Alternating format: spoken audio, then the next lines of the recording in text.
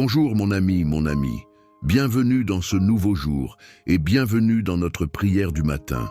Je suis profondément heureux de commencer cette journée avec vous, ici, dans ce que j'aime à considérer comme un sanctuaire, un lieu de communion.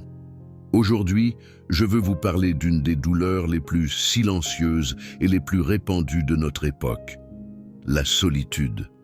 Je ne parle pas seulement du fait d'être physiquement seul dans une pièce. Je parle de ce sentiment plus profond, plus glaçant, d'être invisible et incompris au milieu d'une foule. C'est la solitude de l'employé de bureau entouré de collègues, mais qui n'a personne à qui confier ses peurs. C'est la solitude de l'étudiant dans un amphithéâtre bondé. C'est la solitude, parfois la plus cruelle, que l'on peut ressentir au sein de sa propre famille. C'est le paradoxe de notre ère hyperconnectée. Nous n'avons jamais eu autant d'amis en ligne, et pourtant, beaucoup n'ont jamais ressenti un tel vide.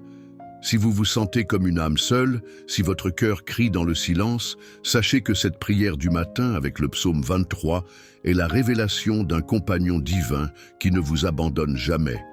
Sa promesse pour vous aujourd'hui est claire et puissante. Tu n'es plus seul. Si vous aussi, vous menez ce combat spirituel contre le sentiment d'isolement, sachez que vous n'êtes pas seul dans cette bataille. Je vous invite chaleureusement à rejoindre notre famille de guerriers de la prière. Nous sommes une communauté d'âmes qui, comme vous, cherchent une connexion plus profonde et qui croient que la prière est le pont qui relie nos solitudes à la communion de Dieu. En vous abonnant et en activant la cloche, vous ne vous contentez pas de suivre une chaîne. Vous vous enrôlez dans une armée qui refuse de laisser l'isolement gagner et vous vous assurez de recevoir chaque message de force et d'encouragement comme celui que nous partageons aujourd'hui à partir du psaume 23. Je vous demande également de considérer votre like comme un acte missionnaire silencieux, mais d'une grande puissance. Chaque like est une main tendue dans l'univers numérique. C'est un signal que vous envoyez, qui peut être interprété par les algorithmes comme un message de valeur et qui peut guider cette prière puissante vers l'écran d'une personne qui, en ce moment même, se sent complètement invisible, oubliée de tous. Votre simple clic peut être la première réponse à sa prière silencieuse, le premier murmure qui lui dit « Tu n'es plus seul ».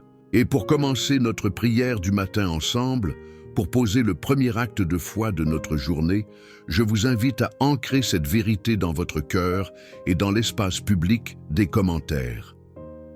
Écrivez cette déclaration simple mais fondamentale du psaume 23, qui est notre assurance pour la journée qui commence. « Seigneur, tu es avec moi ».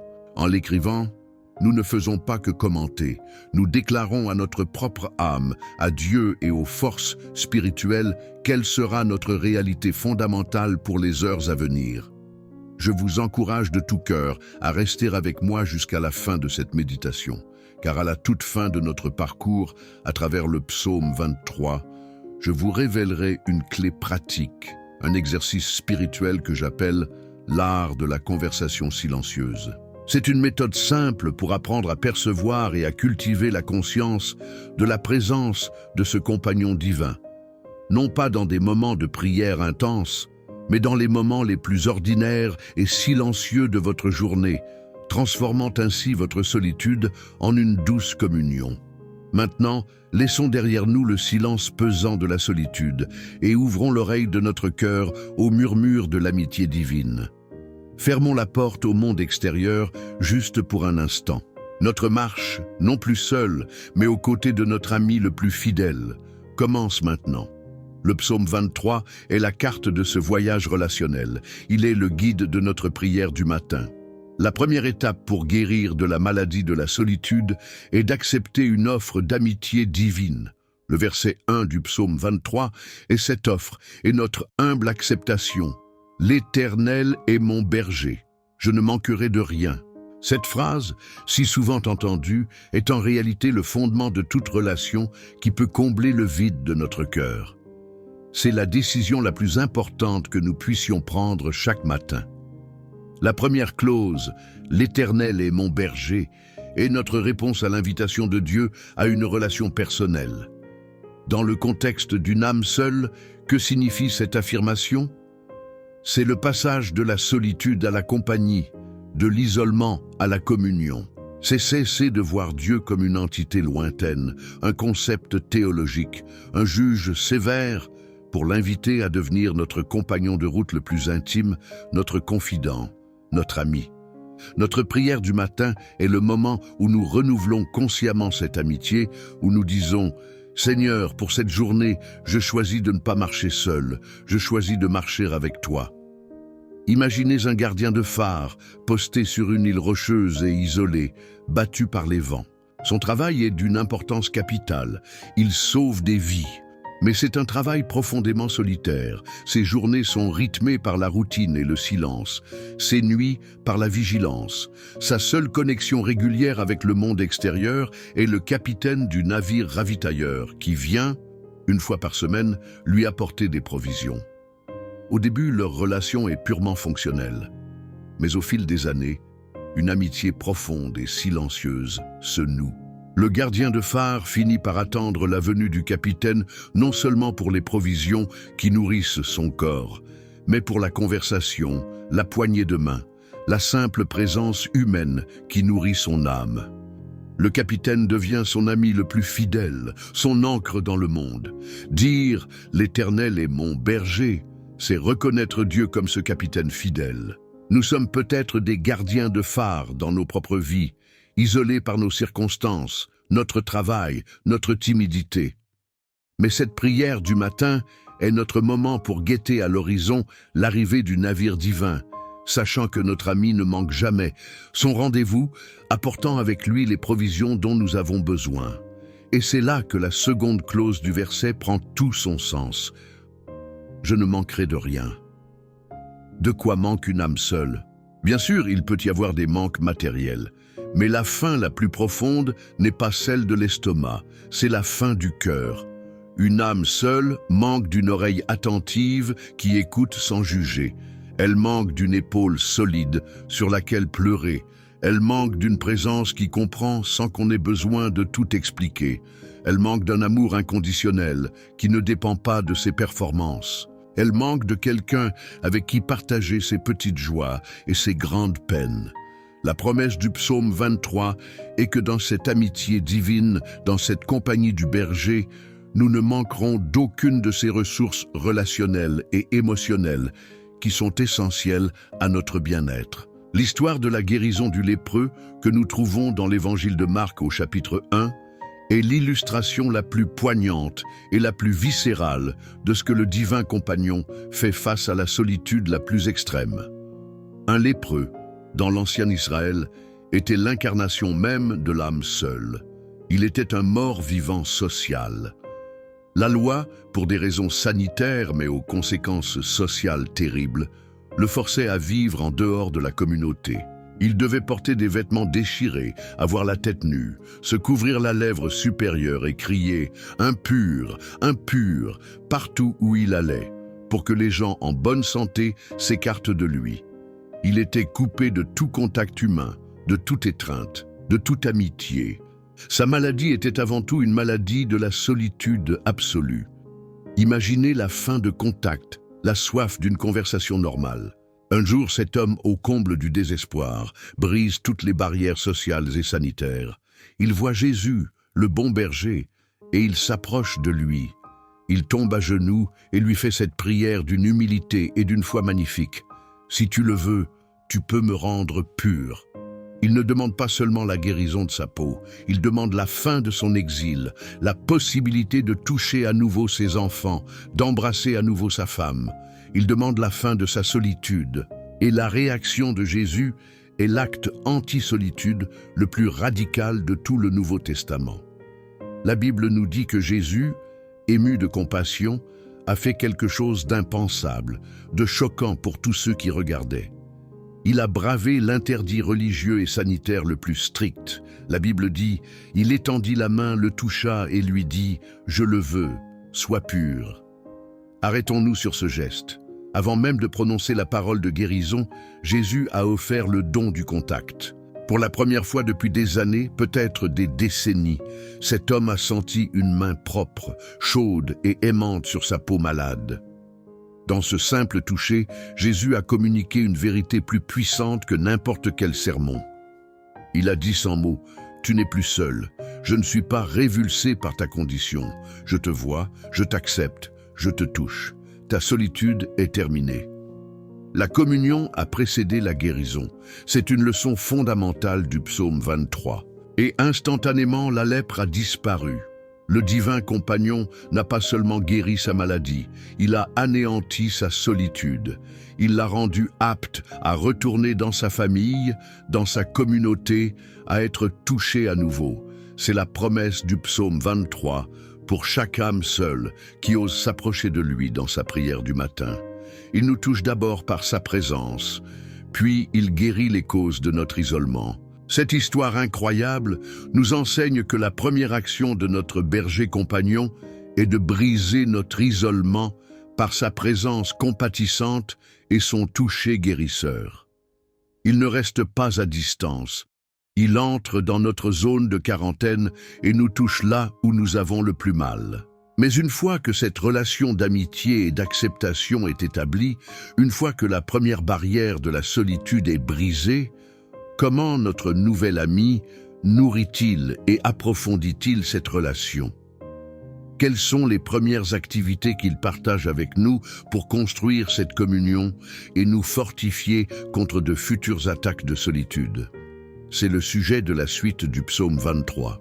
Le verset suivant du psaume 23 révèle les deux premières sorties, les deux premiers moments de qualité que notre nouvel ami a planifiés pour nous, loin de la foule et du bruit. Il nous invite à passer du temps avec lui dans des lieux spécialement choisis pour la paix et la restauration. Le psaume 23 est donc une invitation à passer du temps de qualité avec Dieu. Ce n'est pas un programme de tâches à accomplir, mais un programme d'activités relationnelles pour approfondir notre amitié avec lui et guérir notre âme seule. Notre prière du matin n'est donc pas un rapport formel que l'on fait à un supérieur hiérarchique, mais une conversation intime avec un ami qui nous attend au lever du soleil pour nous proposer le programme de la journée. Le combat spirituel contre la solitude se gagne non pas par la force de notre volonté de sortir plus, mais par la communion profonde avec celui qui a promis de ne jamais nous quitter ni nous abandonner. C'est une bataille qui se gagne de l'intérieur vers l'extérieur.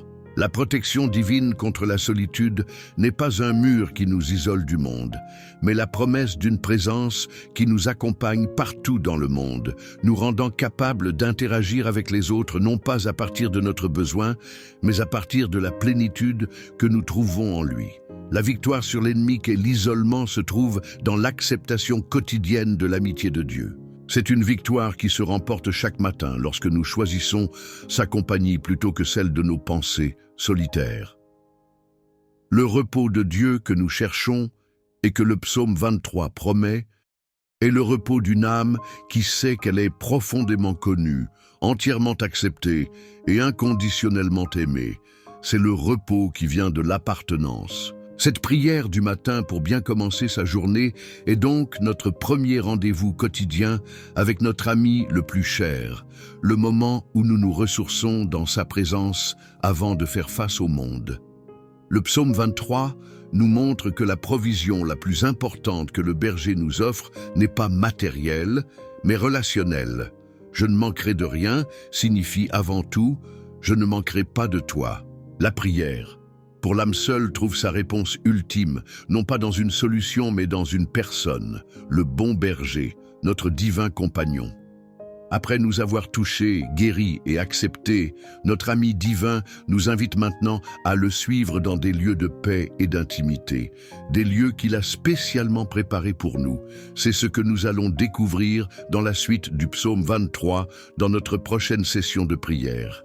Dans le bloc précédent de notre prière du matin, nous avons assisté à une rencontre qui a brisé les chaînes de la solitude. À travers l'histoire du lépreux, nous avons vu comment le bon berger, notre divin compagnon, ne se contente pas de nous voir de loin. Il s'approche, il nous touche, et par ce simple contact, il anéantit des années d'isolement et de honte. En déclarant « L'Éternel est mon berger », nous faisons cet acte de foi audacieux de nous approcher de lui en croyant qu'il ne nous rejettera pas. Cette première affirmation du psaume 23 est la porte d'entrée qui nous fait sortir de la prison de l'âme seule. Mais une fois que la porte est ouverte, une fois que la relation est établie, comment se nourrit-elle? Une amitié ne survit pas d'une seule rencontre, elle se cultive par des moments partagés. Maintenant que notre ami divin nous a pris par la main, où nous emmène-t-il? Quelle est la première sortie qu'il nous propose pour approfondir notre relation et nous fortifier contre de futures attaques de solitude? Le verset 2 du psaume 23 nous révèle son programme. Ce n'est pas un programme d'activité bruyante ou de grande foule, c'est tout le contraire. La première prescription de notre compagnon pour une âme seule est un temps de qualité, dans des lieux spécialement choisis pour la paix et l'intimité. C'est le cœur de notre prière du matin pour bien commencer sa journée. Le verset 2 est cette double invitation à la communion. Il me fait reposer dans de verts pâturages, il me dirige près des eaux paisibles. Nous devons analyser ces deux clauses séparément, car elles représentent les deux environnements relationnels fondamentaux dont une âme seule a désespérément besoin. Un lieu d'appartenance sûr et nourrissant et un lieu de conversation profonde et rafraîchissante. Plongeons d'abord dans la première partie, qui est un baume pour le sentiment de rejet. Il me fait reposer dans de verts pâturages. La subtilité et la puissance de cette phrase résident dans les mots « il me fait reposer ». Une âme seule est souvent une âme agitée. Elle est constamment à la recherche de validation, d'acceptation. Elle court d'une interaction à l'autre en espérant trouver une connexion. Elle a peur de s'arrêter, de peur que le silence ne lui renvoie l'écho de son propre vide. Le repos, pour elle, est menaçant. Le bon berger, notre ami, connaît cette agitation. Il sait que nous ne nous arrêterons pas de nous-mêmes. Alors, dans sa sagesse, il nous fait reposer. Il crée des circonstances qui nous forcent à nous arrêter, à nous poser pour que nous puissions enfin recevoir la nourriture dont nous avons besoin. Imaginez que vous êtes un voyageur dans une immense métropole étrangère, une ville bruyante, anonyme, indifférente. Vous marchez depuis des heures, vous vous sentez invisible, perdu dans la foule. C'est l'image de la solitude moderne. Soudain, un ami local que vous n'aviez pas vu depuis des années vous trouve. Il ne se contente pas de vous saluer. Il vous prend par le bras, vous sort de l'avenue principale bruyante et vous fait entrer dans une cour cachée, un jardin secret dont vous ne soupçonniez même pas l'existence. À l'intérieur, le bruit de la ville s'estompe. Il y a une fontaine, des fleurs, un banc à l'ombre. Votre ami vous dit « Asseyez-vous, reposez-vous. Vous êtes en sécurité ici. » C'est ce que sont les verts pâturages. Les verts pâturages sont une image d'appartenance et de nourriture facile. C'est un lieu où l'on est accepté sans condition. C'est la communauté de la foi, l'Église dans son expression la plus pure. Pour l'âme seule, qui se sent souvent comme si elle devait payer pour l'amitié par des efforts constants, le berger nous conduit dans un lieu où la nourriture de la communion est gratuite. C'est une conversation après le culte, un groupe d'études bibliques, un acte de service partagé. Ce sont ces moments où nous réalisons que nous faisons partie d'un troupeau, que nous ne sommes pas la seule brebis. Le psaume 23 nous assure que notre berger nous conduira vers ces lieux de communion.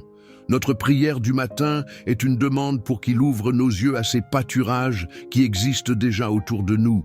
Après avoir pourvu à notre besoin d'appartenance et de nourriture relationnelle, le divin compagnon s'occupe de notre soif la plus profonde, la soif d'être connu. La deuxième partie du verset est tout aussi vitale. Il me dirige près des eaux paisibles. Si le manque de communauté est la première souffrance de l'âme seule, le manque de conversation intime est la seconde. Nos vies sont souvent remplies de conversations torrents. Les réseaux sociaux, les messageries instantanées, les conversations de groupe, les échanges rapides et superficiels au travail. C'est un flot constant de communication, mais c'est une eau bruyante, rapide et peu profonde. On y boit, mais on en ressort rarement désaltéré. On y échange de l'information, mais rarement de l'intimité. Une âme seule peut mourir de soif au milieu de cet océan de communication. Le bon berger, notre ami intime, nous dirige vers une autre source. Il nous invite à nous éloigner de ces torrents assourdissants pour nous amener aux eaux paisibles. Ces eaux sont les moments de conversation profonde, un à un, avec lui. C'est le silence de la prière du matin, où ce n'est pas seulement nous qui parlons, mais où nous apprenons à écouter sa voix douce et légère dans notre esprit. C'est la méditation sur un passage de sa parole, comme ce psaume 23, où il nous parle personnellement à travers les mots. Boire à ces eaux paisibles, c'est laisser notre âme agitée et assoiffée, être calmée et purifiée par la présence tranquille de l'Esprit Saint. C'est dans ces moments que nous pouvons lui confier nos peurs les plus secrètes, nos hontes les plus profondes, en sachant que nous ne serons jamais jugés, mais toujours compris. C'est la promesse d'une amitié qui comble le vide que personne d'autre ne peut combler. C'est l'assurance que, même si nous sommes physiquement seuls, tu n'es plus seul. L'histoire de la rencontre de Jésus avec la femme samaritaine, dans l'évangile de Jean au chapitre 4, est l'illustration la plus parfaite de ce processus. S'il y a bien une figure de l'âme seule dans le Nouveau Testament, c'est cette femme. Elle est une Samaritaine, méprisée par les Juifs. Elle a eu 5 maris et vit maintenant avec un homme qui n'est pas son mari, ce qui fait d'elle une paria même au sein de sa propre communauté. La preuve de sa solitude est qu'elle vient puiser de l'eau au puits de Jacob à midi, à l'heure la plus chaude de la journée. Les autres femmes venaient le matin ou le soir, en groupe, pour socialiser. Elle vient à midi pour les éviter, pour ne pas avoir à subir leurs regards et leurs murmures. Elle est profondément, socialement et moralement seule.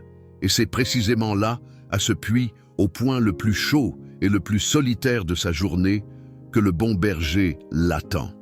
Jésus, un juif, brise toutes les barrières culturelles et sociales.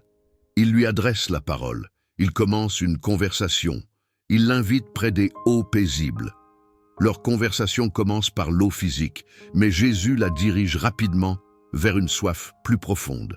Il lui dit « Quiconque boit de cette eau aura encore soif, mais celui qui boira de l'eau que je lui donnerai n'aura jamais soif, et l'eau que je lui donnerai deviendra en lui une source d'eau qui jaillira jusque dans la vie éternelle. » Il offre à cette femme assoiffée de relations et d'acceptation, non pas l'eau du puits de Jacob, mais une source intérieure, les eaux paisibles de l'Esprit Saint, qui peuvent étancher sa solitude pour toujours. Et comment Jésus la conduit-il à cette source? Par une conversation d'une honnêteté et d'une tendresse incroyables. Il lui révèle qu'il connaît son passé douloureux, non pas pour la juger, mais pour lui montrer qu'il la voit vraiment, qu'il la connaît dans sa totalité. Pour une âme seule, être vraiment vue et connue, sans être rejetée, est le début de la guérison.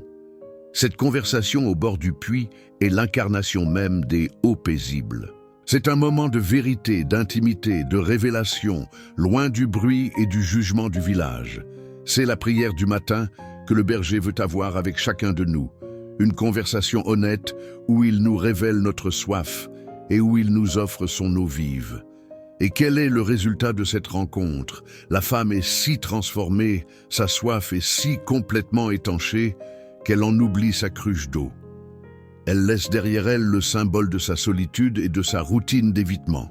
Et elle, qui fuyait les gens, court maintenant vers la ville. Elle devient la première missionnaire en Samarie. Elle dit aux gens « Venez voir un homme qui m'a dit tout ce que j'ai fait ».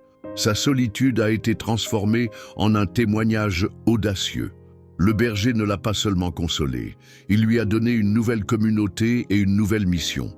Cette histoire est notre espérance. Le psaume 23 nous assure que le bon berger nous attend, chaque matin, au puits de notre solitude. Il désire ardemment avoir avec nous cette conversation intime qui peut tout changer. Il veut transformer notre soif en une source qui jaillira pour bénir les autres. Cette rencontre intime montre que la première étape du berger pour nous guérir de la solitude est une conversation personnelle qui étanche notre soif d'être connu et accepté. Mais que se passe-t-il ensuite? Une fois que cette connexion profonde est établie, comment le berger répare-t-il les dommages que des années de solitude ont causés à notre âme? Le verset suivant du psaume 23 révèle que le berger n'est pas seulement un ami qui converse, Il est aussi un thérapeute qui restaure. Après nous avoir abreuvés, il va nous reconstruire. Après avoir étanché notre soif, il va guérir nos blessures.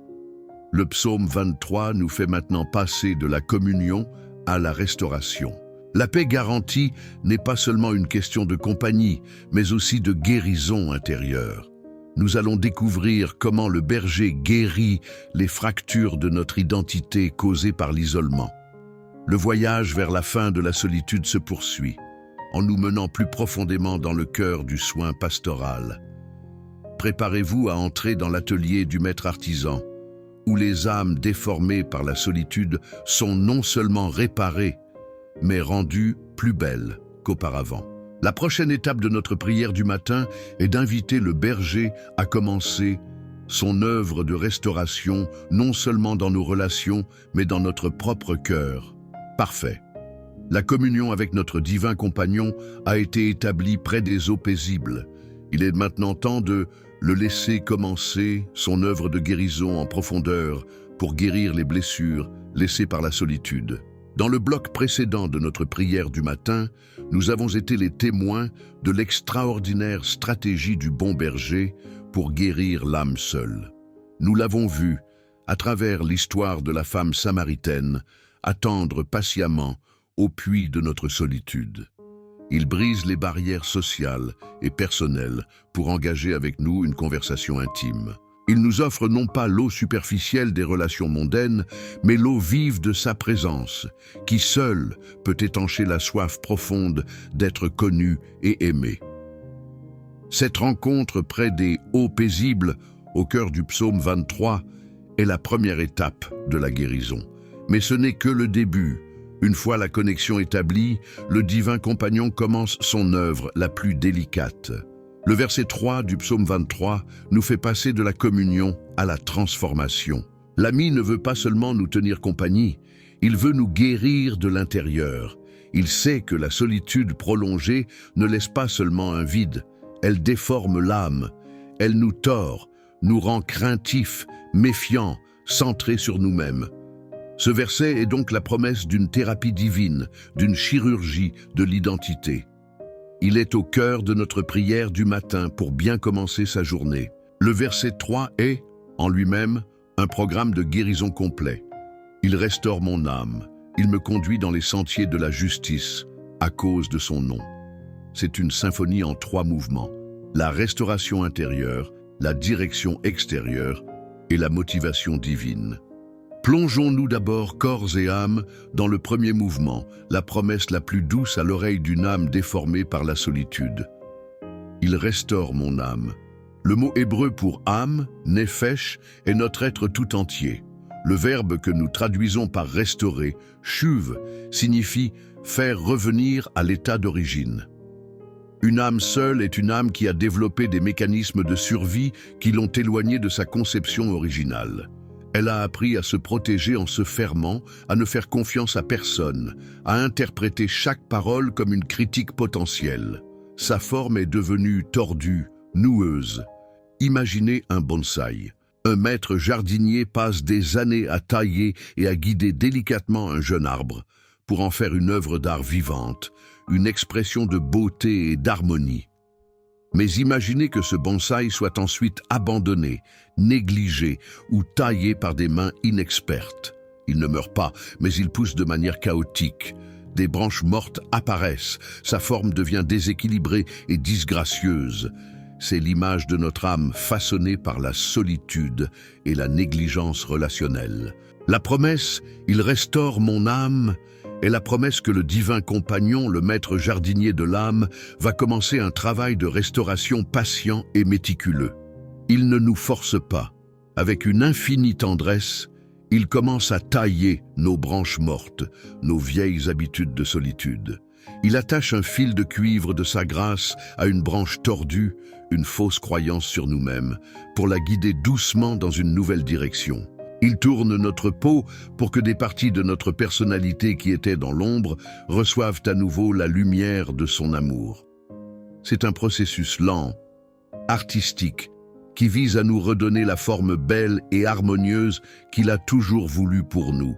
Une fois que l'arbre a commencé à retrouver sa forme, il doit être fortifié. C'est le deuxième mouvement.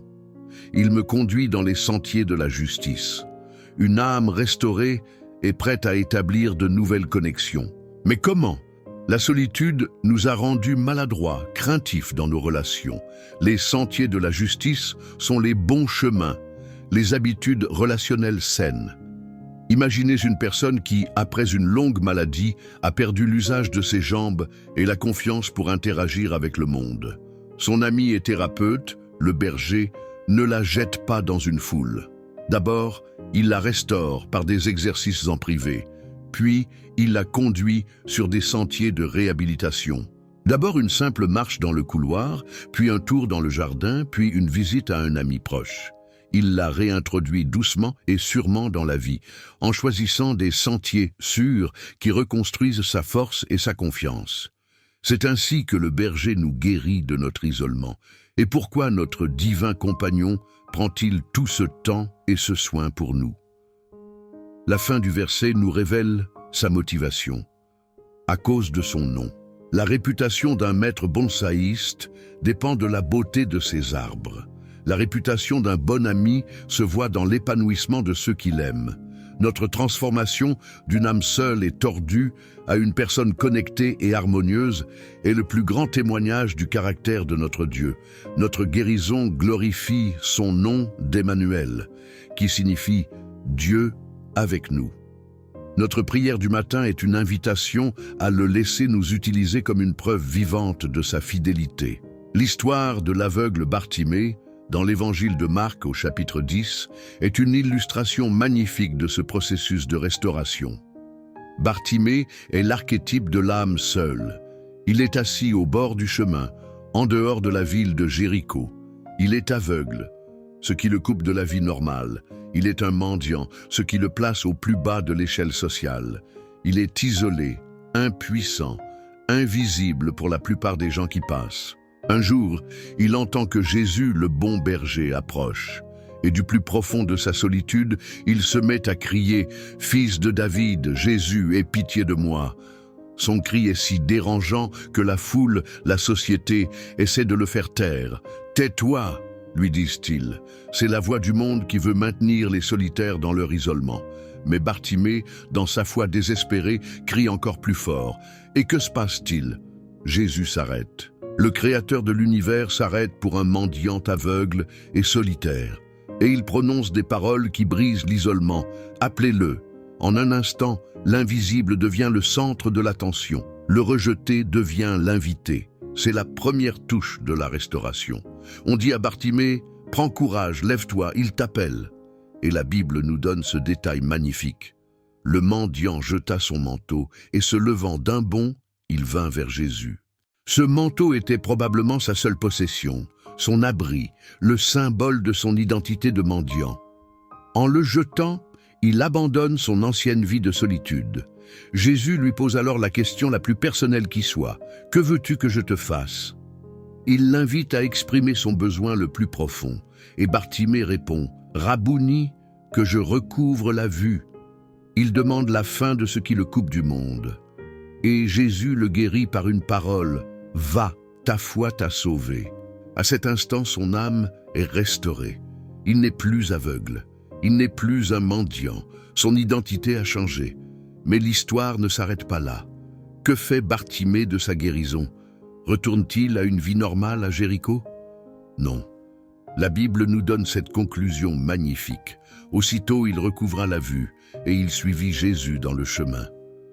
La guérison de sa solitude a trouvé son accomplissement ultime dans la compagnie du guérisseur.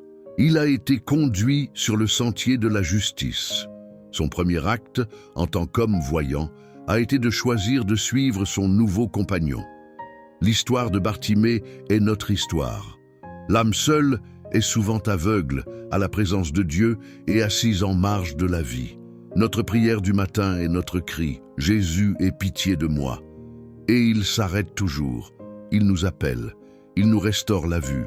Et il nous invite à le suivre, non plus seul au bord du chemin, but dans sa compagnie, sur le chemin.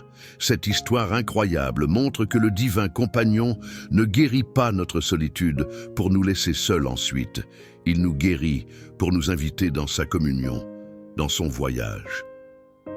La guérison de l'âme seule n'est pas une fin en soi. C'est le début d'une vie d'amitié avec Dieu. Le psaume 23 est la description de cette vie d'amitié. L'œuvre de restauration du berger est donc une œuvre complète. Il répare notre être intérieur, il restaure notre âme.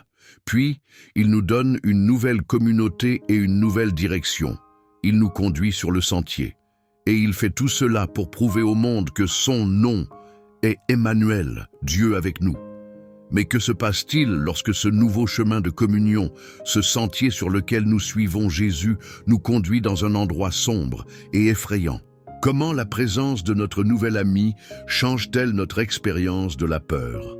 Le verset suivant du psaume 23, que nous explorerons dans notre prochaine session de cette prière du matin, révèle comment l'amitié de Dieu devient notre courage dans la vallée de l'ombre de la mort. Nous avons été restaurés, maintenant nous allons être testés. Mais la différence est que, désormais, tu n'es plus seul. Le combat spirituel contre la solitude est gagné par l'acceptation de sa compagnie.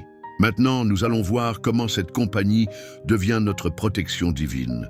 La paix garantie n'est pas l'absence de problèmes, mais la présence du compagnon au milieu des problèmes. Notre prière du matin pour bien commencer sa journée est notre préparation pour les vallées imprévues de la journée. Le psaume 23 nous a montré la restauration. Maintenant, il va nous montrer la protection dans la communion. La promesse du berger est qu'il ne nous envoie jamais seuls dans un endroit où il n'est pas déjà. La prière pour l'âme seule est exaucée. Maintenant, la prière pour la marche courageuse en compagnie du berger commence. Préparez-vous à découvrir le secret de la marche sans peur. C'est simplement de tenir la main de son ami. Le psaume nous a montré le thérapeute. Maintenant, il va nous montrer le garde du corps le plus fidèle. Dans le bloc précédent de notre prière du matin, nous avons été les témoins de l'œuvre la plus intime du divin compagnon. La restauration de l'âme. À travers l'art du bonsaï spirituel et l'histoire de la guérison de Bartimée, nous avons compris que le psaume 23 est une promesse de reconstruction. Le berger, notre ami fidèle, prend notre âme seule, déformée par l'isolement, et la rechappe avec une patience infinie. Une fois notre âme guérie et réalignée, il nous remet en mouvement, nous conduisant sur les sentiers de la justice, nous réintégrant dans une communion saine. Mais que se passe-t-il lorsque ce nouveau chemin d'amitié nous conduit inévitablement dans un endroit sombre et effrayant? Le psaume 23, avec un réalisme qui est la marque de son inspiration divine, ne nous promet pas une vie exempte d'épreuves. Au contraire, il nous assure que le sentier de la justice lui-même traverse parfois des territoires de grande angoisse. Le verset 4 est le manuel du croyant pour affronter la peur, non pas seul, mais en compagnie de son berger. C'est le cœur de notre prière du matin pour le combat spirituel contre la peur de l'abandon. Le verset commence par ces mots immortels « Quand je marche dans la vallée de l'ombre de la mort », cette phrase est un concentré de réconfort pour toute âme seule. Pour celui qui est seul, la vallée de l'ombre de la mort n'est pas seulement la peur de la mort physique, c'est la vallée de la dépression, où l'on se sent mort à l'intérieur. C'est la vallée du deuil, où la mort nous a volé un être cher, nous laissant terriblement seuls. C'est la vallée de l'isolement total, où l'on a l'impression que si l'on mourait, personne ne s'en apercevrait. La première clé se trouve dans le verbe « quand je marche ». La solitude et le désespoir nous poussent à nous coucher et à nous résigner dans la vallée. Mais le psaume affirme que grâce à la présence du compagnon, nous sommes capables de marcher. C'est un mouvement vers l'avant. La vallée de la solitude n'est pas une destination finale, c'est un passage. Cette prière du matin est notre déclaration de foi que nous en sortirons. Imaginez un enfant qui apprend à faire du vélo. Son père court à côté de lui, tenant la selle. Puis vient le moment fatidique où le père lâche prise. Pour l'enfant, ces quelques secondes où il doit trouver son propre équilibre sont une vallée de l'ombre de la mort. Il est seul face au danger de la chute. Mais est-il vraiment seul? Non. Le père n'a pas disparu. Il court toujours juste à côté, les mains ouvertes, prêt à le rattraper s'il perd l'équilibre. La sécurité de l'enfant n'est pas dans sa propre compétence, mais dans la présence vigilante et aimante de son Père. Le psaume 23 nous assure que notre Père céleste est ce Père qui court à nos côtés. C'est cette confiance absolue dans la présence du compagnon qui permet à David de faire la déclaration la plus puissante contre la peur. « Je ne crains aucun mal, car tu es avec moi. » Voilà le cœur de l'antidote contre la peur de la solitude. Le remède n'est pas l'absence de danger, mais la présence de l'ami. La peur de la solitude s'évanouit lorsque la conscience de la présence de Dieu devient plus réelle que notre sentiment d'isolement. Tu n'es plus seul est la vérité qui illumine la vallée. Remarquez le changement de pronom. Jusqu'ici, David parlait de Dieu à la troisième personne. Il me fait reposer. Mais dans la vallée, la prière devient un dialogue intime, car tu es avec moi. La crise transforme notre théologie en une relation vivante. C'est le secret d'une prière du matin qui transforme une journée. David explique ensuite comment cette présence se manifeste de manière concrète. Ta houlette et ton bâton me rassurent. Ce sont les outils de l'ami fidèle, et chacun a une fonction spécifique pour rassurer l'âme seule. La houlette, le chébet, était une massue, une arme de défense. Pour l'âme seule dans la vallée, les prédateurs sont les pensées accusatrices. Tu es seul parce que tu ne vaux rien. Personne ne t'aime. Tu finiras ta vie seul. La houlette du berger est sa parole d'autorité qui vient briser ses mensonges. C'est le réconfort de savoir que notre compagnon se bat pour notre dignité, qu'il défend notre valeur lorsque nous sommes trop faibles pour le faire nous-mêmes. Sa houlette est sa vérité qui dit « Tu es mon enfant bien-aimé, et quiconque te touche, touche à la prunelle de mon œil. » C'est la protection divine de notre identité. Le bâton, la michennette, était le long bâton de marche recourbé. C'était un outil de guidage et de secours. Pour l'âme seule, perdue dans l'obscurité de la vallée du découragement, le bâton est le contact doux et personnel du berger. C'est le crochet de sa grâce qui nous saisit doucement par le col, lorsque nous sommes sur le point de tomber dans le ravin du désespoir et qui nous ramène sur le chemin. C'est sa présence qui nous soutient lorsque nous nous sentons trop faibles pour continuer à marcher. La houlette est donc le réconfort de sa puissance qui nous défend contre les mensonges. Le bâton est le réconfort de son intimité qui nous guide hors de la confusion. Dans la vallée de la solitude, nous avons besoin des deux, savoir qu'il est assez fort pour nous protéger et sentir qu'il est assez proche pour nous guider. C'est la promesse centrale du psaume 23. L'histoire de l'apôtre Jean sur l'île de Patmos, rapportée dans le livre de l'Apocalypse, est l'illustration la plus profonde d'une âme seule trouvant le réconfort divin dans sa vallée. Imaginez la situation de Jean. Il est un vieil homme. Il est le dernier survivant des 12 apôtres. Tous ses amis, ses compagnons de ministère sont morts, la plupart en martyrs. Il a été exilé par l'Empire romain sur une île-prison rocheuse et désolée, Patmos. Son crime, la parole de Dieu et le témoignage de Jésus. Il est l'incarnation de la solitude. Vieux, exilé, sans amis, abandonné par le monde. C'est la vallée de l'ombre de la mort à la fin de sa vie. Et que se passe-t-il un dimanche, au jour du Seigneur, sur cette île solitaire? Le divin compagnon, le bon berger, vient lui rendre visite. Jean entend derrière lui une voix forte comme une trompette. Il se retourne et voit son Seigneur Jésus-Christ ressuscité et glorifié. Il n'est pas seul. Le berger est venu le trouver dans sa prison. La réaction de Jean face à cette gloire est de tomber à ses pieds comme mort. Mais que fait Jésus, le compagnon fidèle? La Bible dit qu'il posa sa main droite sur moi. C'est le contact du berger, le toucher qui brise la solitude. Et il lui dit la phrase qui est le cœur du psaume 23. Ne crains point. Puis, Jésus lui donne le réconfort de la houlette, de sa puissance souveraine. Il déclare « Je suis le premier et le dernier et le vivant. J'étais mort, et voici, je suis vivant au siècle des siècles. Je tiens les clés de la mort et du séjour des morts. » Il rappelle à Jean qu'il a vaincu le dernier ennemi, la mort elle-même. C'est la protection ultime. Ensuite, Jésus lui donne le réconfort du bâton de sa direction. Il lui donne une nouvelle mission, un nouveau but, même dans son exil. « Écris donc les choses que tu as vues. » Il transforme la prison de Jean en un théâtre de la plus grande révélation de l'histoire. L'histoire de Jean sur Patmos est la promesse du psaume 23 pour chaque âme seule. Votre vallée de solitude peut devenir le lieu de votre rencontre la plus intime avec Dieu. C'est souvent lorsque les voix du monde se taisent que nous pouvons enfin entendre la sienne. Notre prière du matin est notre Patmos quotidien, un moment où nous nous isolons volontairement pour le rencontrer.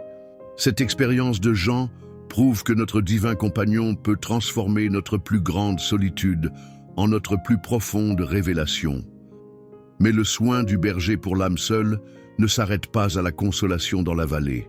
Que fait-il lorsque nous en sortons encore fragiles? Le verset suivant du psaume 23, que nous explorerons dans notre prochaine session de cette prière du matin, révèle un acte d'honneur public où notre compagnon organise une fête pour nous réintégrer et célébrer notre persévérance. Cette histoire poignante de l'apôtre Jean sur l'île de Patmos est la démonstration ultime que le divin compagnon ne nous abandonne jamais, même dans les exils les plus profonds. Elle nous enseigne une vérité fondamentale pour notre prière du matin. Nos vallées de solitude, aussi douloureuses soient-elles, sont souvent les lieux où Dieu choisit de se révéler de la manière la plus spectaculaire. C'est lorsque les voix du monde sont réduites au silence que nous pouvons enfin entendre la sienne. Le but de la vallée n'est donc pas de nous briser, mais de nous vider de notre confiance en nous-mêmes pour nous remplir de la conscience de sa présence. Le psaume 23 n'est pas une promesse d'éviter les Patmos de la vie, mais la garantie que c'est précisément à Patmos que le berger viendra nous rencontrer, nous toucher et nous donner une nouvelle vision pour l'avenir. La solitude, sanctifiée par sa présence, devient le théâtre de la communion. L'expérience de Jean sur Patmos prouve donc que notre divin compagnon peut transformer notre plus grande solitude en notre plus profonde révélation. Mais le soin du berger pour l'âme seule ne s'arrête pas à la consolation dans la vallée. Que fait-il lorsque nous en sortons encore fragiles, clignant des yeux à la lumière d'une nouvelle espérance? Le verset suivant du psaume 23, que nous allons maintenant aborder, révèle un acte d'honneur public, une célébration où notre compagnon organise une fête pour nous réintégrer et célébrer notre persévérance et sa fidélité. C'est une transition cruciale de la consolation privée à la justification publique. Le berger ne veut pas seulement que nous soyons guéris en secret, il veut que notre guérison devienne un témoignage visible de sa bonté. Le combat spirituel contre la solitude et l'isolement ne se termine donc pas par un simple soupir de soulagement, mais par un banquet d'honneur. C'est une vérité que notre esprit, souvent habitué à une vision austère de la spiritualité, a du mal à saisir. Notre Dieu est un Dieu de fête, de célébration. La première chose que Jésus a faite lors de son ministère public était de transformer l'eau en vin à un mariage. La parabole la plus célèbre sur le pardon, celle de l'enfant prodigue, se termine par une fête avec un veau gras et de la musique. Le but ultime de notre prière du matin n'est pas seulement de survivre à la journée, mais d'entrer dans la joie de notre Maître. Le psaume 23 nous guide vers cette salle de banquet. La protection divine que nous avons explorée dans la vallée était une protection défensive, intime. Maintenant, elle va devenir une protection offensive, une déclaration publique. Le berger ne nous cache pas seulement de nos peurs. Il nous expose à l'honneur devant elle. Il va prendre notre histoire de solitude et de souffrance et la transformer en un trophée de sa grâce. La paix garantie n'est pas seulement l'absence de conflit, mais la présence joyeuse de la célébration. C'est un niveau de restauration que l'âme seule n'ose souvent même pas imaginer, mais qui est au cœur du plan de Dieu pour nous. Cette prière du matin, pour bien commencer sa journée, est donc une préparation pour cette fête. Chaque matin, en communion avec notre berger, nous nous préparons à être ses invités d'honneur. Nous nous lavons dans les eaux paisibles de sa parole, nous nous nourrissons dans les verts pâturages de sa présence, afin d'être prêts pour le festin qu'il a préparé pour nous. Le psaume 23 est notre invitation personnelle à ce banquet. Le psaume 23 va nous montrer comment Dieu répond à notre sentiment d'indignité et de honte, qui accompagne si souvent la solitude par un honneur extravagant et public. Il ne se contente pas de nous pardonner ou de nous consoler. Il nous élève. C'est une vérité qui peut commencer à guérir notre estime de soi dès cette prière du matin. Vous n'êtes pas défini par votre solitude, vous êtes défini par l'invitation que le roi vous a adressée. La prière pour l'âme seule est sur le point d'être exaucée d'une manière qui dépasse toutes nos attentes. Nous pensions demander une simple main tendue dans l'obscurité, et le berger nous offre la place d'honneur à sa table. C'est la nature surabondante de la grâce de Dieu, une leçon centrale du psaume 23. Préparez-vous donc à découvrir la table que le berger dresse pour ceux qui se sentaient indignes d'être invités, pour ceux qui pensaient devoir manger les miettes tombées de la table. Le psaume 23 est une révolution de statut. Il prend le mendiant solitaire comme Bartimée et l'invite à la table des fils. La victoire sur l'ennemi qu'est la solitude sera célébrée en grande pompe, non pas dans le secret, mais à la vue de tous. C'est la promesse audacieuse que le verset 5 va maintenant nous dévoiler, une promesse qui est le point culminant de la restauration de l'âme seule. Le plus grand secret pour guérir de la solitude est de découvrir notre valeur inestimable aux yeux de notre compagnon divin. Et il ne se contente pas de nous le dire. Il nous le montre par un acte d'hospitalité si spectaculaire qu'il réduit au silence toutes les voix de l'autodépréciation et de la honte. Le repos de Dieu se trouve finalement non seulement dans le calme, mais aussi dans la célébration de notre acceptation. C'est la prochaine étape de notre prière du matin. Dans le bloc précédent de notre prière du matin, nous avons traversé ensemble la section la plus sombre du psaume 23, mais aussi la plus riche en assurance, la vallée de l'ombre de la mort. Nous avons vu à travers l'histoire de l'apôtre Jean exilé à Patmos que même dans les solitudes les plus extrêmes, notre divin compagnon vient nous rencontrer. Sa présence est la promesse qui désarme la peur. Sa houlette, symbole de son autorité sur le mal, et son bâton, symbole de son soutien intime, sont les garanties de notre sécurité.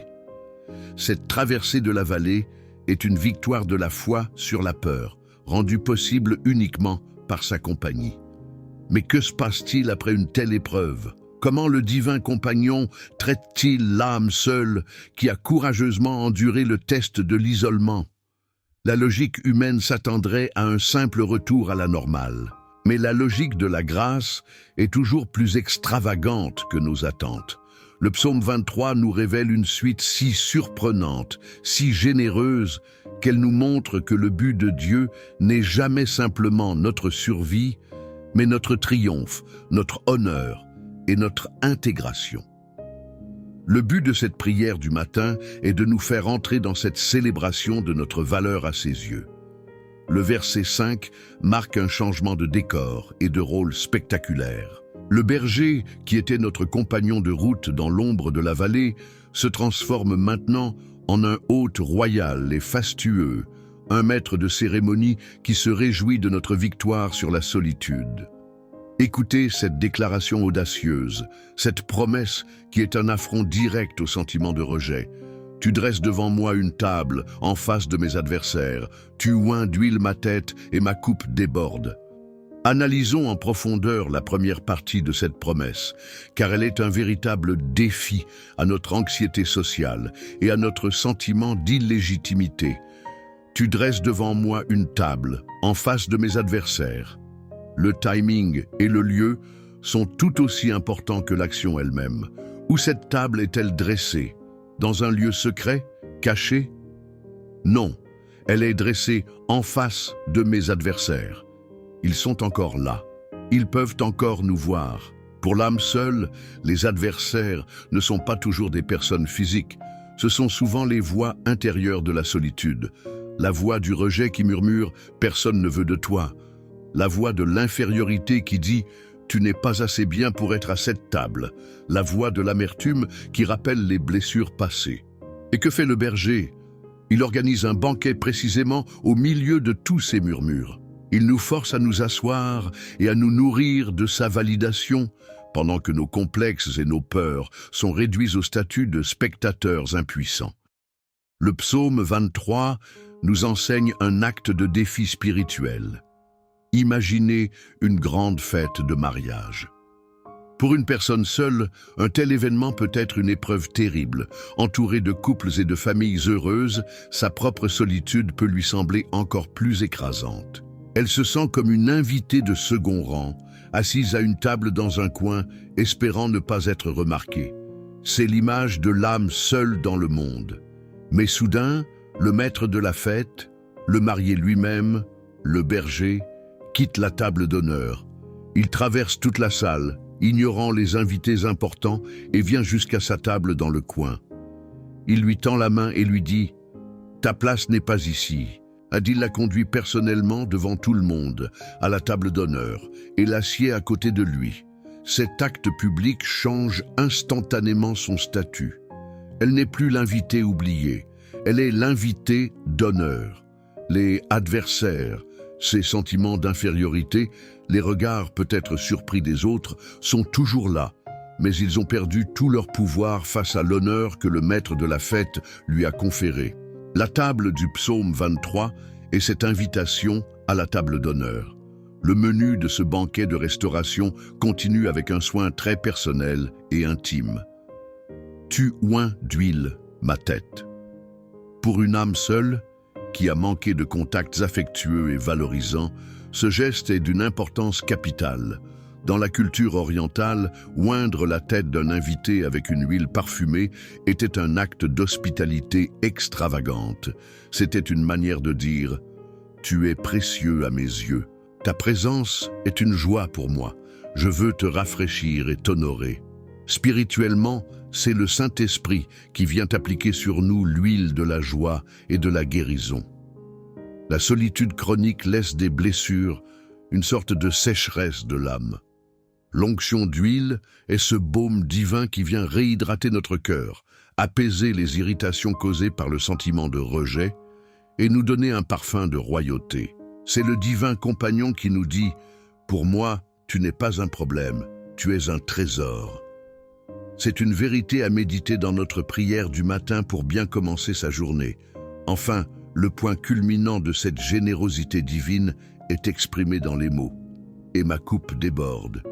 Une âme seule se sent souvent vide, comme une coupe sèche et poussiéreuse. La promesse du berger n'est pas seulement de remplir notre coupe jusqu'à ras-bord, il continue de verser. Le vin de sa joie, l'eau de sa communion, se déverse sur la table. Pourquoi cette abondance? Pour nous prouver que sa provision d'amour et de communion est infinie. Mais aussi pour un but missionnaire. Une coupe qui déborde est destinée à remplir les coupes des autres.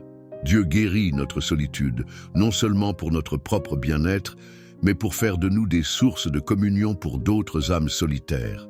Celui qui a été guéri de la solitude est le mieux placé pour comprendre et aimer les autres solitaires. Le psaume 23 est une promesse de transformation de victime à guérisseur.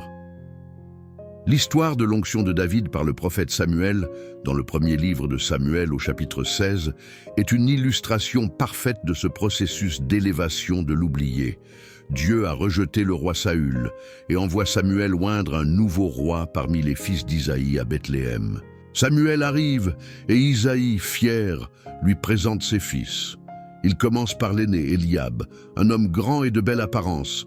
Samuel est impressionné, mais le Seigneur lui dit « Ne prends point garde à son apparence, car je l'ai rejeté. » Isaïe fait passer ses 7 fils devant Samuel, et à chaque fois, la réponse de Dieu est non. Samuel est perplexe. Il demande à Isaïe « Sont-ce là tous tes fils ?» Et la réponse d'Isaïe est presque méprisante. Il reste encore le plus jeune, et voici, il fait paître les brebis. David, le futur auteur du psaume 23, était l'âme seule de sa propre famille. Il était si insignifiant aux yeux de son père qu'il n'avait même pas été invité à cette cérémonie cruciale. Il était resté au travail, seul dans les champs. Ses adversaires, à ce moment-là, étaient l'indifférence et le mépris de sa propre famille. Mais Samuel, guidé par le berger suprême, insiste « Envoie-le chercher, car nous ne nous placerons pas à table avant qu'il ne soit venu ici. » La fête ne peut pas commencer sans l'invité d'honneur, celui que les hommes avaient oublié mais que Dieu avait choisi. David est donc ramené des champs, et dès qu'il entre, l'Éternel dit à Samuel « Lève-toi, oins-le, car c'est lui. » Et que se passe-t-il? La Bible nous donne cette scène magnifique.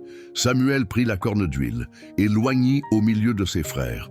C'est le psaume 23 en action. C'est la table dressée en face de ses adversaires. Ses frères qui le méprisaient. C'est l'onction d'huile qui le sépare du lot commun et le consacre comme roi.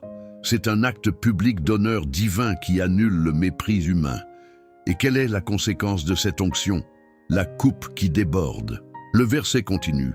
L'Esprit de l'Éternel saisit David à partir de ce jour et dans la suite. Sa coupe a été remplie à déborder de la présence et de la puissance de Dieu, le préparant pour sa destinée future. Le jeune berger solitaire est devenu le roi oint, le tout par un acte souverain de son propre berger. Cette histoire est au cœur de notre prière du matin. Pour le monde, pour notre famille parfois, nous pouvons être le plus jeune, celui qu'on oublie dans les champs. Mais aux yeux du bon berger, nous sommes le roi choisi, et il ne commencera pas la fête sans nous. Il nous appelle, il nous oint, et il nous remplit de son esprit, nous qualifiant pour une destinée que nous n'aurions jamais imaginée. C'est la victoire sur l'ennemi qu'est le sentiment d'insignifiance. Cette promesse d'un honneur et d'une abondance divin est le point culminant du soin du berger pour notre âme. Mais ce festin, cette onction, est-ce un événement ponctuel? Ou est-ce le début d'une nouvelle réalité permanente?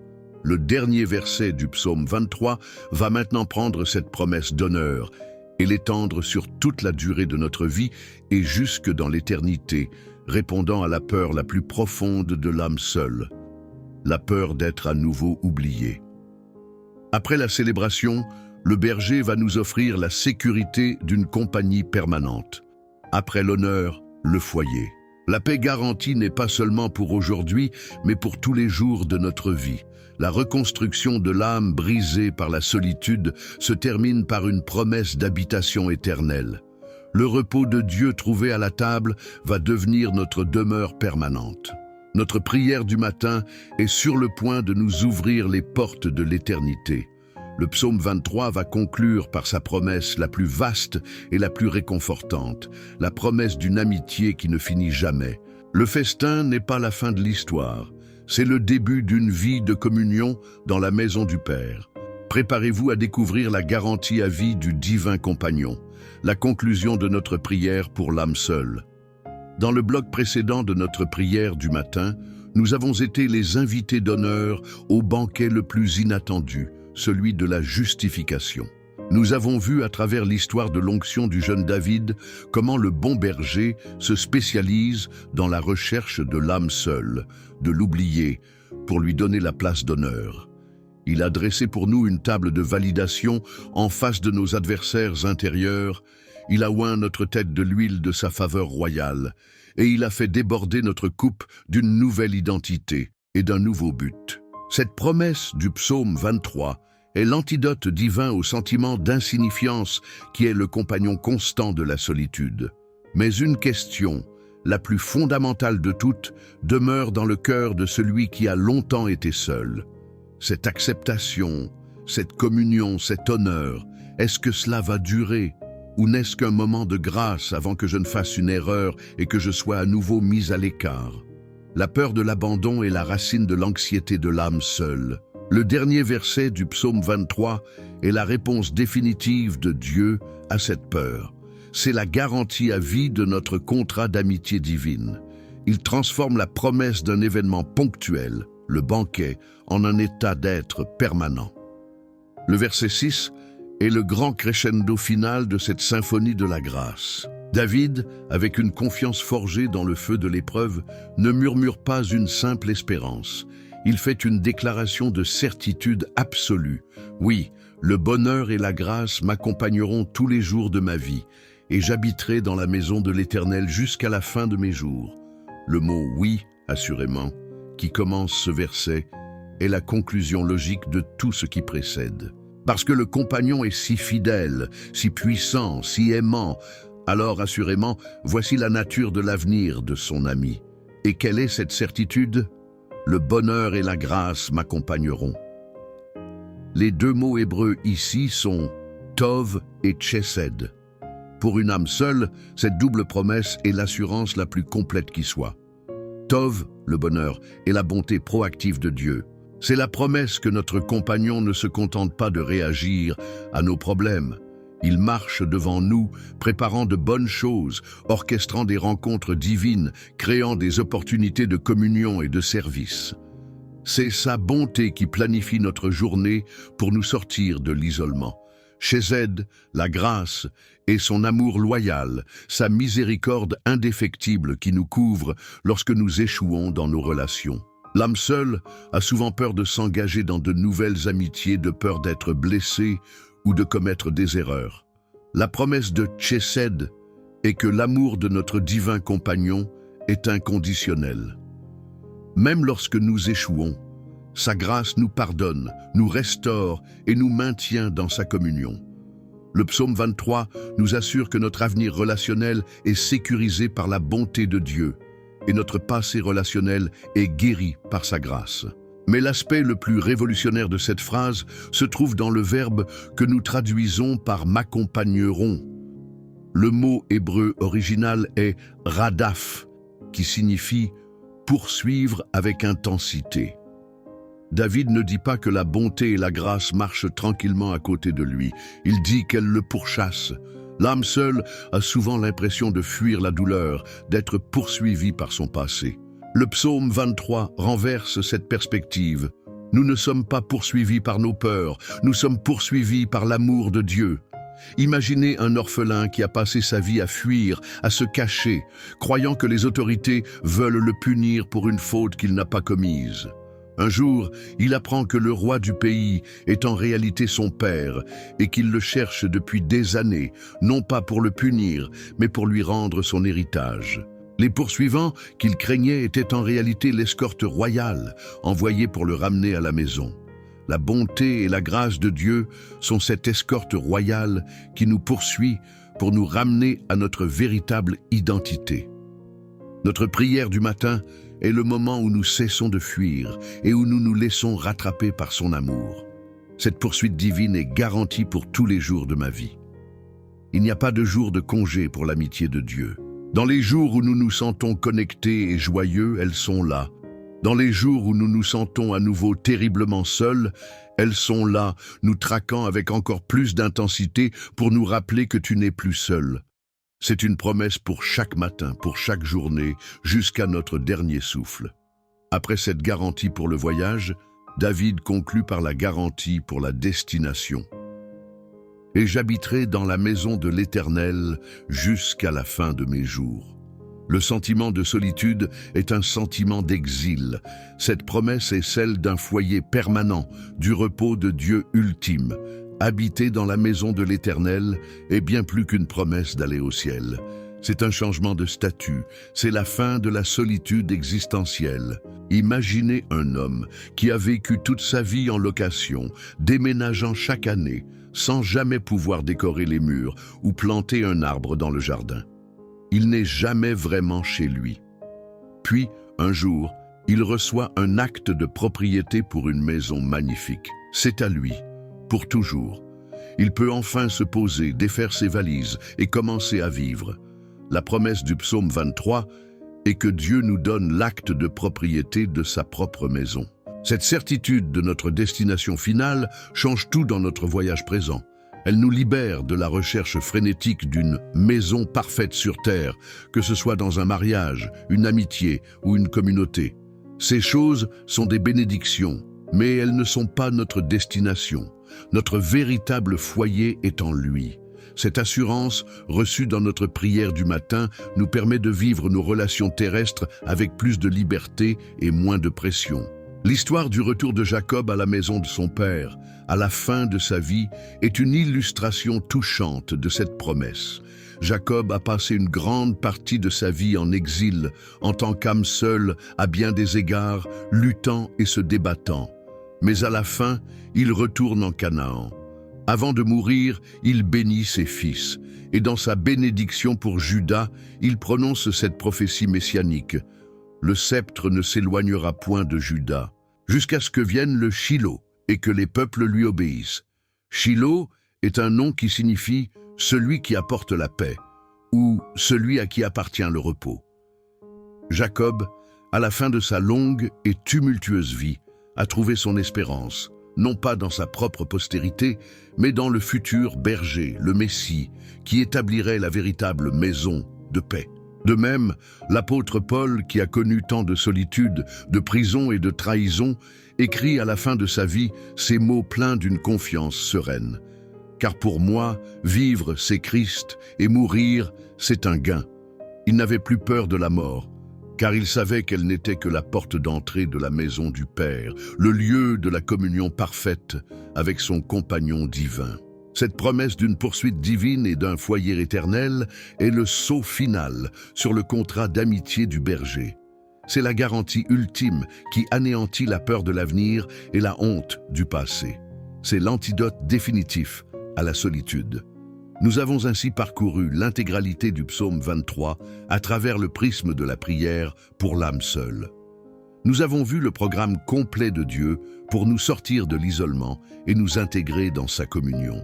De la première touche de compassion, en passant par le repos et la conversation, la restauration de l'âme, la protection dans la vallée, la célébration à la table, jusqu'à la promesse d'une compagnie éternelle. L'offre de Dieu est maintenant complète, posée devant nous dans toute sa splendeur et sa générosité. Le psaume, en tant que texte, est terminé. La parole de Dieu a été dite. Mais le voyage spirituel, lui, n'est pas fini. Il arrive maintenant à son moment le plus crucial, car après une telle déclaration d'amitié, le ciel attend notre réponse. Que reste-t-il? La partie la plus importante de toute, notre réponse personnelle. Dans notre prochaine section, la dernière avant notre prière finale, nous allons synthétiser tout ce que nous avons appris dans cette prière du matin. Nous allons transformer cette connaissance en une décision. Nous allons nous préparer à répondre à l'invitation du divin compagnon. L'histoire de la famille de Jacob, sauvée de la famine et réunie en Égypte, est un témoignage puissant de la manière dont la bonté et la grâce de Dieu peuvent poursuivre et préserver non seulement un individu, mais tout un foyer. C'est la promesse du psaume 23 à une échelle familiale. Cette garantie d'une escorte divine et d'un foyer éternel est le sceau final sur le contrat de soins du berger. C'est la garantie ultime qui anéantit la peur de l'avenir et la honte du passé, les deux piliers de la discorde familiale. Et maintenant, le psaume, en tant que texte, a livré tous ses secrets. L'offre de Dieu pour la paix du foyer est complète, posée devant nous dans toute sa splendeur et sa générosité.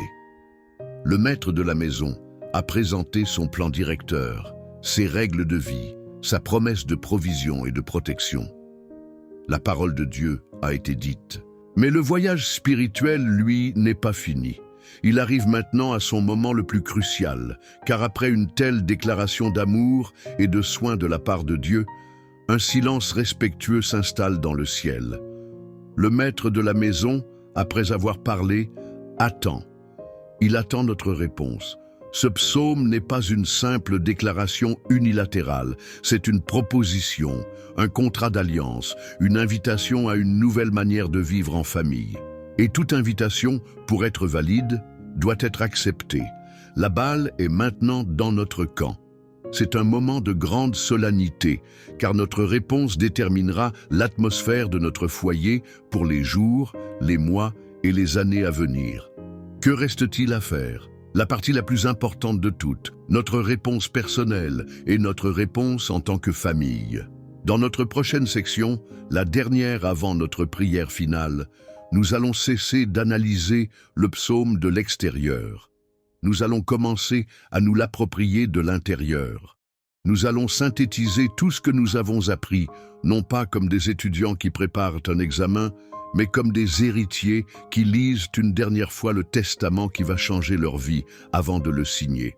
Notre prière du matin est sur le point de devenir un acte juridique de l'âme, un engagement. Nous allons transformer cette connaissance en une décision. Nous allons nous préparer à répondre à l'invitation du maître de la maison à signer le contrat de famille de notre reconstruction. Ce ne sera pas une prière ordinaire. Ce sera un acte de consécration, un moment où nous déclarerons formellement notre intention de faire de Dieu le véritable chef de notre foyer. C'est le moment le plus important de notre prière du matin pour bien commencer sa journée, car il définit qui sera aux commandes. Ce sera notre moment de dire oui au plan de l'architecte, de lui remettre les clés de notre maison, de nos relations, de notre avenir. La paix du foyer n'est pas un état que l'on atteint par hasard. C'est le résultat d'une décision consciente de se soumettre au prince de la paix.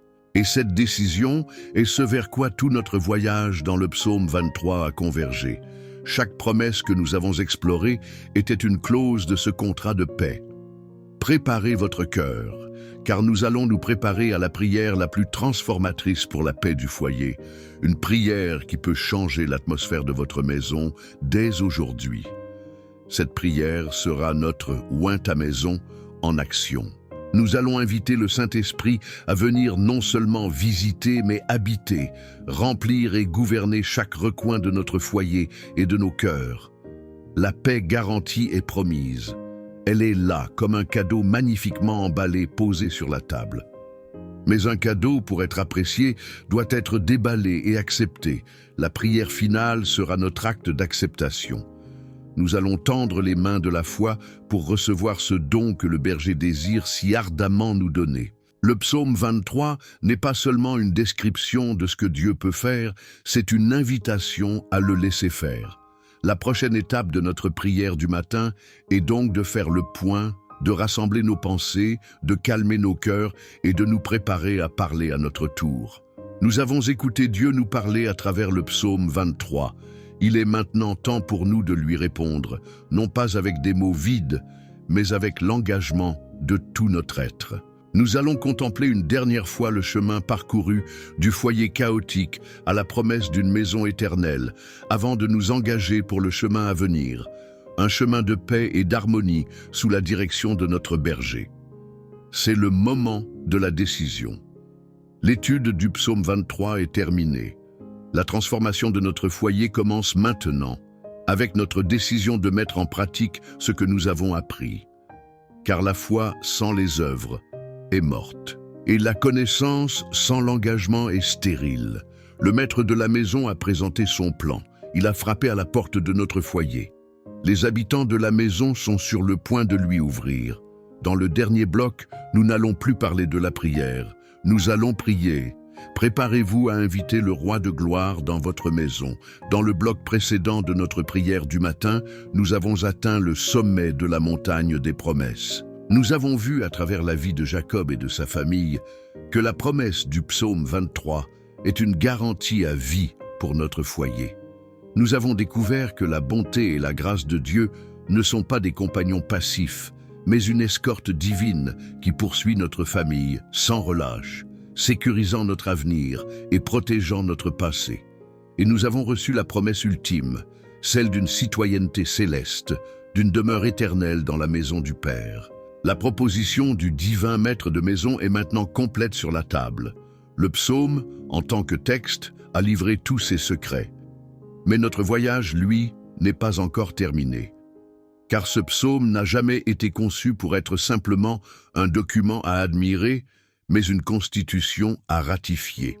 Imaginez les pères fondateurs d'une nouvelle nation qui, après des années de lutte et de débat, présentent enfin le document final de leur constitution. Ce document n'est pas qu'un texte, c'est un projet de société, une promesse d'un avenir meilleur. Le psaume 23 est cette constitution pour un nouveau type de foyer, un foyer gouverné par la paix et la grâce de Dieu. Après la rédaction d'une constitution, vient le moment le plus crucial, la ratification. Le peuple doit l'accepter, s'engager à vivre selon ses principes. Le psaume est une invitation ouverte. Dieu nous a montré sa constitution pour la paix du foyer. Maintenant, il attend notre réponse, notre ratification par la foi. Avant de signer cet acte d'allégeance dans notre prière finale, révisons une dernière fois les articles magnifiques de cette constitution divine. L'article 1 de cette constitution, que nous avons exploré dans le premier verset du psaume 23, est le préambule et la garantie souveraine. Il commence par établir qui est le chef souverain de ce foyer. L'Éternel est mon berger. C'est l'établissement de son autorité aimante, et avec cette autorité vient la garantie fondamentale de toute la Constitution. Je ne manquerai de rien. Le souverain garantit que le foyer placé sous sa juridiction sera pleinement pourvu.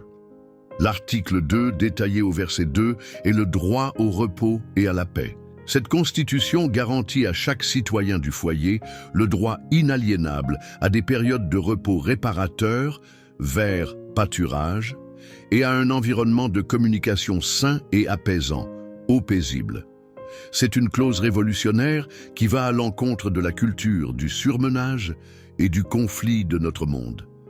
C'est le cœur de notre prière du matin pour bien commencer sa journée. L'article 3, au verset 3, est la loi de la restauration et de la guidance. La Constitution stipule que le souverain est personnellement responsable de la restauration de l'âme de chaque citoyen brisé ou fatigué. De plus, il garantit une direction claire pour la famille sur les sentiers de la justice. Tout cela pour l'honneur de son nom, de sa réputation de bon gouverneur. L'article 4, au verset 4, est le protocole de crise nationale. La Constitution prévoit les temps difficiles. Elle garantit la présence personnelle et la protection active du souverain lors de toute traversée de la vallée de l'ombre de la mort, crise familiale, deuil, maladie. Ces instruments de pouvoir et de soutien, la houlette et le bâton, sont les armes de défense garanties par l'État céleste. L'article 5, au verset 5, est la loi de l'honneur public et de la célébration. La Constitution inclut une provision pour l'honneur public du foyer. Le souverain s'engage à préparer une table de célébration, à oindre d'huile ses citoyens et à faire déborder leurs coupes, même en présence de nations hostiles, en face de mes adversaires. C'est la promesse que notre foyer sera un lieu de joie et de dignité. Et l'article final, au verset 6, est la clause de la citoyenneté permanente et de l'escorte diplomatique. La Constitution garantit une escorte à vie de bonté et de grâce à chaque famille. Et surtout, elle nous lègue le droit irrévocable de demeurer dans la maison de l'Éternel pour toujours. C'est la promesse d'une citoyenneté éternelle, d'un foyer qui ne sera jamais détruit. La Constitution est complète, de la première seconde de notre nouvelle vie de famille jusque dans l'éternité. Elle couvre tous nos besoins, guérit toutes nos peurs. La question est, allons-nous en tant que famille ratifier ce document? Allons-nous choisir de vivre sous ce gouvernement de grâce? L'histoire de la dernière grande assemblée de Josué dans le livre de Josué au chapitre 24 est l'illustration parfaite de ce moment de ratification constitutionnelle. Josué, le grand leader qui a conduit Israël dans la terre promise, est maintenant un vieil homme. Il sait que sa fin est proche. Il rassemble une dernière fois toutes les tribus d'Israël, cette grande nation-famille, à Sichem. Son discours n'est pas un simple adieu. C'est une convention constitutionnelle. Il leur rappelle toute leur histoire, depuis Abraham jusqu'à ce jour, en leur montrant comment Dieu a été leur berger, leur roi, leur libérateur à chaque étape. Il leur expose les faits, les preuves de la fidélité de Dieu. Puis, après avoir exposé l'histoire, il les place devant un choix radical, un vote de ratification. Il leur dit « Et maintenant, craignez l'Éternel et servez-le avec intégrité et fidélité. Ôtez les dieux que vos pères ont servis. » Il leur demande de choisir leur constitution. Il leur présente les options avec une clarté brutale. Et si vous ne trouvez pas bon de servir l'Éternel, choisissez aujourd'hui qui vous voulez servir, ou les dieux que servaient vos pères au-delà du fleuve, ou les dieux des Amoréens dans le pays desquels vous habitez. C'est le carrefour de la destinée pour cette nation-famille. Puis, avant même de leur demander leur vote, Josué, en tant que chef de son propre foyer, fait sa propre déclaration d'allégeance. Il prononce les paroles qui devraient être la devise de chaque famille chrétienne, la prière du matin de chaque parent: « Moi et ma maison, nous servirons l'Éternel ». C'est sa ratification personnelle, un exemple puissant pour tout le peuple. Et le peuple, inspiré par son leader, répond d'une seule voix: « Loin de nous la pensée d'abandonner l'Éternel pour servir d'autres dieux ». Josué les met à l'épreuve, leur rappelant que Dieu est un Dieu saint. Et le peuple réaffirme son choix une deuxième, puis une troisième fois, scellant son engagement. Alors la Bible nous dit que Josué fit en ce jour une alliance avec le peuple. Il a écrit les lois dans le livre de la loi de Dieu et a dressé une grande pierre comme témoin. C'était l'acte de ratification officielle. La nation famille d'Israël a choisi sa constitution, son roi. L'histoire de Josué à Sichem est notre histoire aujourd'hui. Le psaume 23, la constitution pour la paix du foyer, a été lu. L'histoire de la fidélité du berger nous a été rappelée, et maintenant le choix est devant nous. Allons-nous continuer à servir les dieux de ce monde dans nos foyers? Le dieu du matérialisme qui nous pousse à nous endetter et à nous disputer pour des choses. Le dieu de l'orgueil qui nous empêche de demander pardon. Le dieu de l'individualisme qui détruit l'unité familiale. Le dieu de l'agitation qui vole notre temps et notre paix. Ou allons-nous, comme Josué, faire une déclaration claire et intentionnelle dans notre prière du matin? Aujourd'hui, moi et ma maison, nous choisissons de servir l'Éternel. Nous choisissons de vivre sous la constitution du psaume 23. La paix du foyer n'est pas un accident, c'est le résultat d'une décision.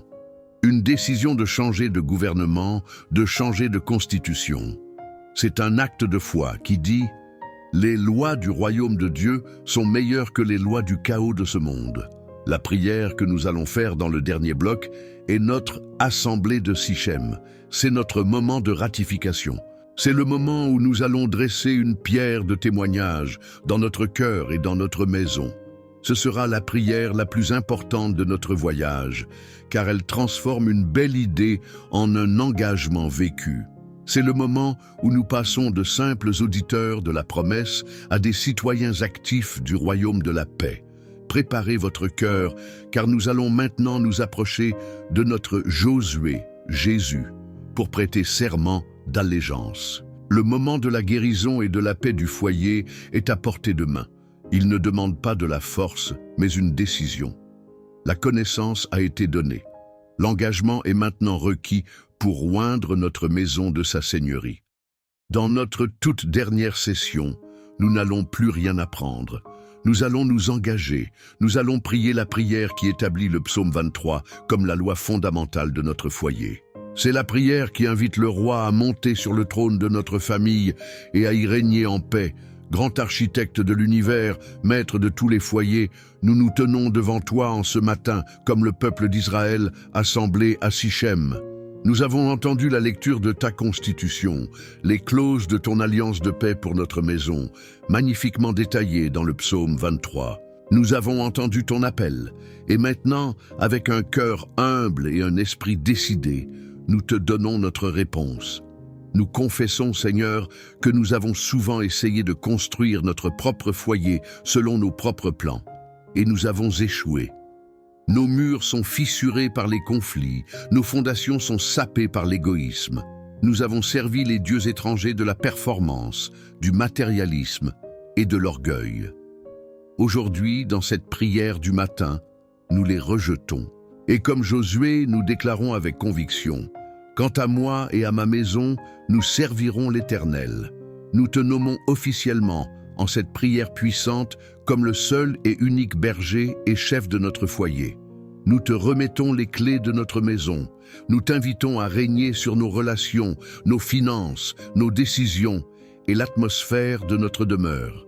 Nous croyons en ta promesse, au cœur du psaume 23, que sous ta direction, notre foyer ne manquera de rien d'essentiel. Nous acceptons ta culture du repos et de la paix. Pardonne-nous pour les fois où nous avons laissé l'agitation du monde envahir notre sanctuaire. Apprends-nous, en tant que famille, à nous reposer dans les verts pâturages de ta grâce et à nous abreuver au haut paisible d'une communication saine et aimante. Nous te prions, Père, restaure nos âmes, guéris les blessures individuelles que chaque membre de notre famille porte. Et une fois guéris, conduis-nous sur les sentiers de la justice, ces nouvelles habitudes familiales qui honorent ton nom et qui construisent une paix du foyer durable. Nous savons que notre foyer traversera des vallées sombres, mais nous déclarons par la foi que nous ne craindrons aucun mal, car la promesse du psaume 23 est que tu es avec nous, que ta houlette protège notre maison des menaces extérieures et que ton bâton nous guide dans les décisions difficiles. Nous recevons avec gratitude la table d'honneur que tu dresses pour nous. Nous acceptons l'onction de ton esprit qui consacre notre maison comme un lieu saint. Et nous ouvrons nos cœurs pour que la coupe de notre joie familiale déborde et devienne un témoignage pour notre entourage. Et nous nous ancrons dans la certitude de ton alliance éternelle.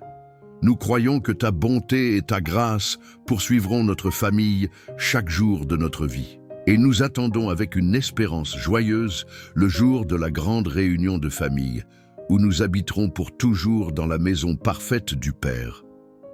Accepte notre serment d'allégeance, Seigneur. Prends la direction de notre foyer. Fais de notre maison, autrefois un lieu de tension, un avant-poste de ton royaume, une ambassade de ta paix sur la terre. Au nom de Jésus, notre roi. Amen. Mon ami, notre voyage arrive à sa fin. Comme promis, voici l'huile de la paix. Une clé pratique et un acte symbolique pour consacrer votre foyer à Dieu et inviter activement sa paix à y demeurer, en lien direct avec notre thème « Oins ta maison ». C'est un acte que vous pouvez faire seul ou de manière encore plus puissante avec toute votre famille. Voici la pratique. Prenez un peu d'huile, n'importe quelle huile que vous avez chez vous, de l'huile d'olive, de l'huile de cuisson. Rappelez-vous que l'huile n'a aucun pouvoir magique en elle-même. Elle est un symbole ancien et biblique de la présence, de la guérison et de la consécration du Saint-Esprit. Allez à la porte d'entrée principale de votre maison ou de votre appartement, car c'est par là que les influences entrent et sortent. Trempez légèrement votre doigt dans l'huile et tracez une petite croix sur le linteau ou le montant de la porte. C'est un geste de foi. Pendant que vous le faites, priez une simple prière de consécration à voix haute. Vous pouvez utiliser vos propres mots ou vous inspirer de ceci. Seigneur, par cet acte de foi, nous déclarons que cette maison t'appartient. Nous oignons cette porte au nom du Père, du Fils et du Saint-Esprit. Nous te demandons d'être le gardien de cette entrée et de chaque fenêtre. Que tout esprit de colère, de dispute, de peur et d'impureté soit banni de ce lieu. Et nous invitons ton Saint-Esprit à entrer et à remplir cette maison. Que ta paix soit l'atmosphère que l'on respire ici, que ton amour soit le langage que l'on y parle, que ta joie remplisse ces murs. Fais de notre foyer un sanctuaire pour toi et un phare pour les autres. Amen. Cet acte simple change l'autorité spirituelle de votre maison. Si cette prière du matin pour la paix du foyer a touché votre cœur, je vous invite à faire de cette bénédiction un cadeau pour d'autres. Abonnez-vous pour intégrer notre famille de guerriers de la prière qui intercèdent pour leur maison et leur famille. Aimez cette vidéo comme un acte missionnaire pour aider d'autres foyers à trouver cette source de paix et partagez-la avec un couple d'amis ou un membre de votre famille qui aspire à plus d'harmonie dans leur maison. Nous avons appris avec le psaume 23 comment inviter la paix du foyer et la protéger. Mais comment maintenir notre paix personnelle lorsque nous sortons de la maison et affrontons les défis du monde extérieur? Notre prière puissante sur le psaume 91 est une véritable forteresse pour votre âme individuelle. Je vous invite chaleureusement à la découvrir sur notre chaîne. Merci de tout cœur d'avoir partagé ce long et profond voyage avec moi. Ce fut un privilège de visiter spirituellement votre foyer aujourd'hui. N'oubliez jamais, le véritable maître de votre maison veille sur vous et sur vos proches. Confiez-lui la gestion et il se chargera de l'harmonie. La paix du foyer est son projet de construction favori. Et maintenant, que la paix du bon berger, cette paix qui surpasse toute dispute et tout malentendu, garde vos cœurs, vos esprits et votre foyer en Jésus-Christ. Marchez dans cette journée avec l'assurance que votre maison est une ambassade du ciel, un lieu où le roi habite. Soyez bénis.